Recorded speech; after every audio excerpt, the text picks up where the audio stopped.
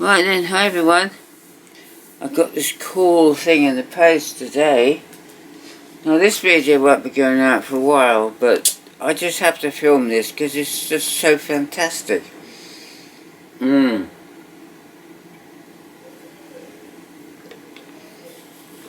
This is a Marx, made in the USA, World War I tank. It's clockwork.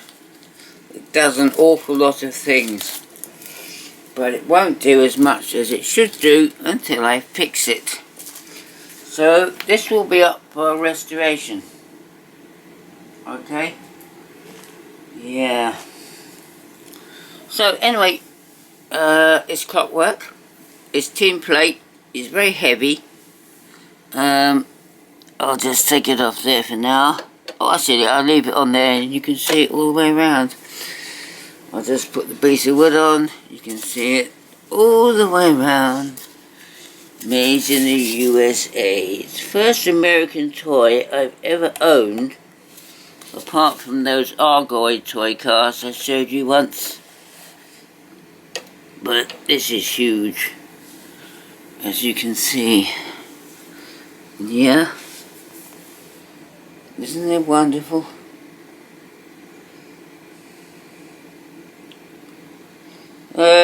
I did show you a Marx tank before. I gave it to Rick.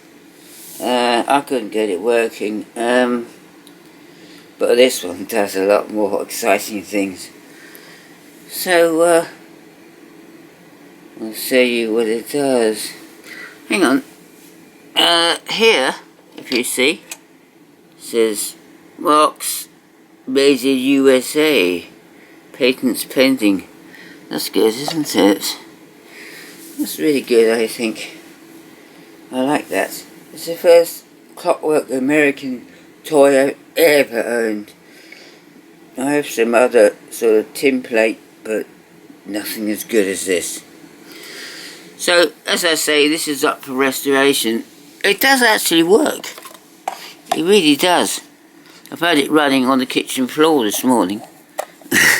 It's really fun. But it needs things doing to it. So right, what this really does, hang on, I'll just re-angle the camera. So, here we go then. So, if I show you the underneath of it, we have tin plate wheels. Now you see the car, or the tank I gave to Rick had rubber wheels and they were all worn out. And they didn't work too good. But yeah, these got tin wheels here. There's a little clutchy mechanism. We have this wheel on the front, which has got a rubber wheel on it, which is all perished, which will give some idea of the age.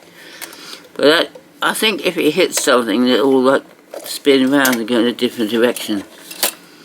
At the back here, we have this soldier who pops up on occasions and fires his gun. See, there he goes. Comes up. Yeah.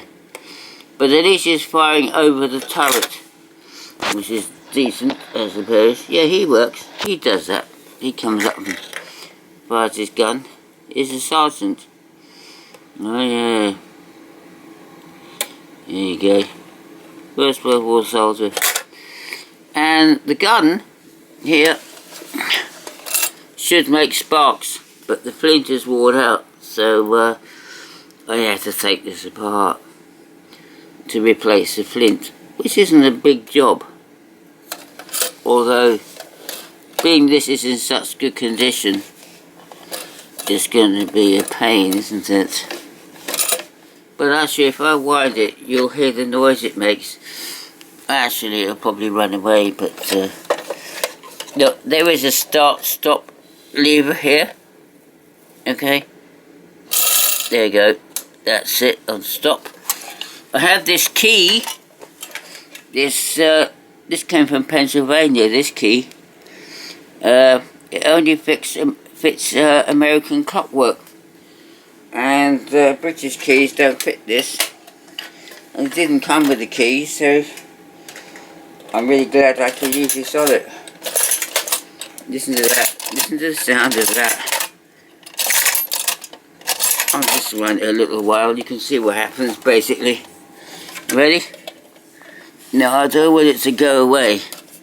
No, I don't want it to. I'll just run it, you see what it does.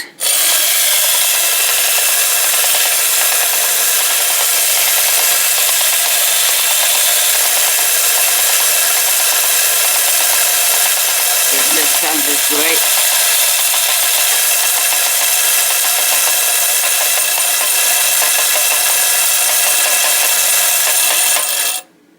So yeah, this is the restoration project.